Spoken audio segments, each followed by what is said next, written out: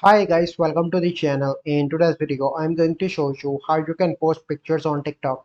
So before getting into this video, must subscribe to our YouTube channel and click on the bell icon.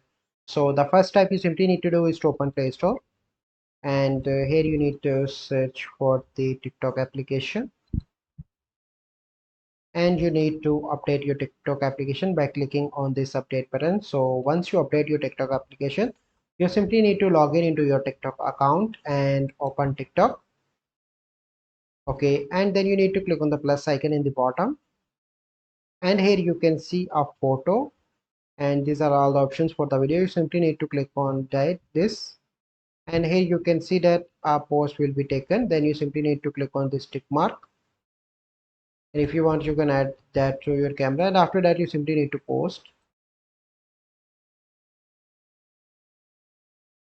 So this is a simple process. I hope you find this video helpful. If you find this video helpful, must like this video, subscribe to our YouTube channel for future videos. We'll see you in the next video. Thank you. Have a good day.